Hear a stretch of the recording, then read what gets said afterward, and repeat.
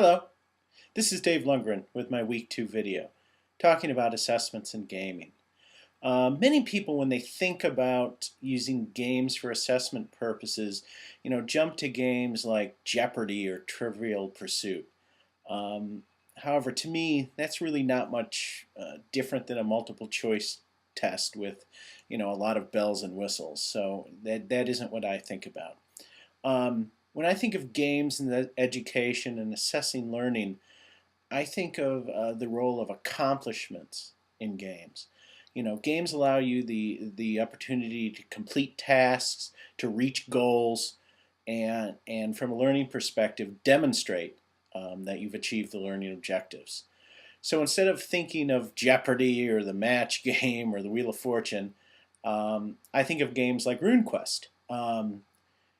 Games can be used to effectively assess student learning when they're used inside of simulations and particularly real life simulations.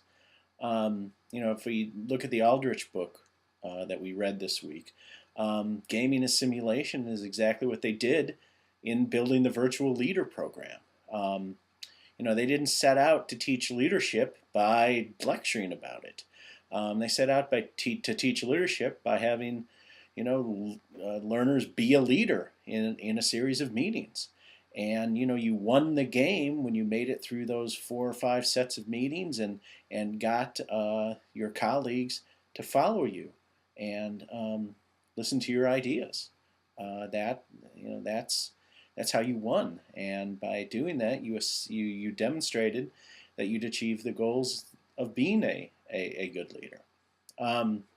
As I reflect on this week, I really do think about the Aldrich book a lot because I very much enjoyed reading that.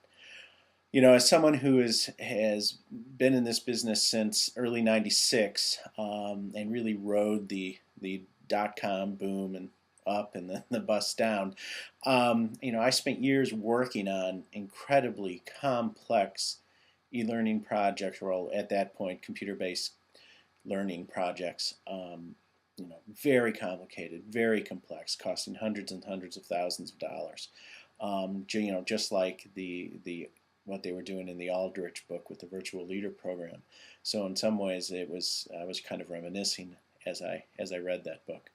And now here in 2009, as I think about that and think about the situation in those days, me with many more years of experience doing this and, working at e-learning companies that lost money or working at e-learning companies that went bankrupt, I think about that virtual leader product and how much time and effort and money that they've put into it.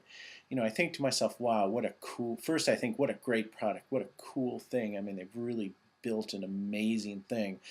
And then there's another side of me that just thinks, oh my God, who in the world is going to pay for that? Who's going to buy it? How are they ever going to get a return on that investment? I guess that's my more cynical self after all these years from starry-eyed idealism of when I started in this business. Although I think now is with the tools that we have to build online learning nowadays, I think there's a great opportunity to reach a lot of the same goals that incredibly expensive programs like Virtual Leader are at substantially reduced costs. So there, end on my high note. So anyway, enjoyed the week and looking forward to next week. Bye.